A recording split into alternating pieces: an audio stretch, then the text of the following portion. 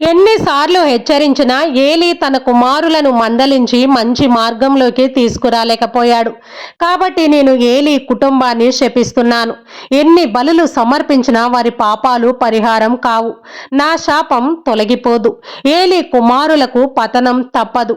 దేవుని మాటలు విని సమూవేలు భయముతో బిగిసిపోయాడు. దేవునితో మాట్లాడిన ఆనందం కంటే దేవుడు అందజేసిన సందేశాన్ని తమ గురువుగారైన ఏలీకి ఏ విధంగా తెలియచేయాలి అనే భయముతో సమూవేలు సతమతమవుతూ ఉన్నాడు. ఇక్కడ ప్రధానార్చకుడు ఏలీ కూడా నిద్ర పట్టడం లేదు. బ్రతుకంతా నేను దేవునికి పూజలు చేస్తూ బలులు సమర్పిస్తూనే ఉన్నాను. నాకు దొరకని దేవుని దర్శన భాగ్యం ఒక బాలుడికి దొరకడమా? నేను చేసిన పాపమేంటి, ఆ బాల సమూవేలు చేసిన పుణ్యమేంటి అని ఏలీ మదన పడుతూనే ఉన్నాడు. ఇంతలో తెల్లవారింది.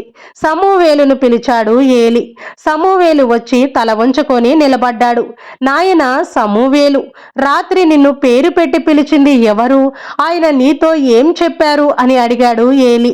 సమూవేలు నోటి మాట రావడం లేదు. భయముతో వణికిపోతూ ఉన్నాడు. నిజం చెప్పు, భయపడవద్దు, ఏదీ దాచకూడదు. దాచావో దేవుడు నిన్ను దండిస్తారు అన్నాడు ఏలీ. అప్పుడు సమూవేలు ఏలీ ఎదుట మోకాళ్లపైన నిలబడ్డాడు. కళ్ళ నిండా నీళ్లు నిండి ఉన్నాయి. దేవుడు తనతో పలికిన మాటలను పూస గుచ్చినట్లు ఏలీకి చెప్పాడు.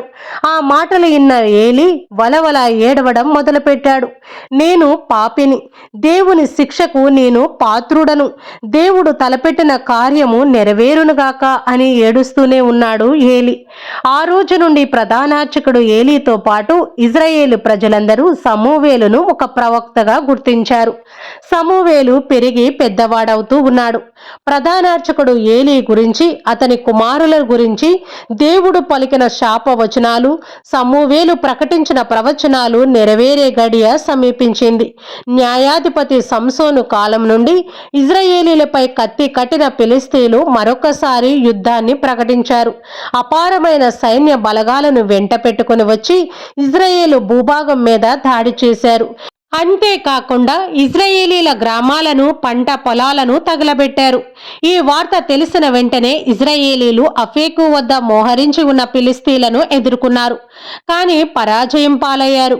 అప్పుడు ఇజ్రాయేలు పెద్దలు సమావేశమై షీలో దేవాలయంలో ఉన్న దైవ మందసాన్ని యుద్ధ రంగానికి తీసుకుని వద్దాం.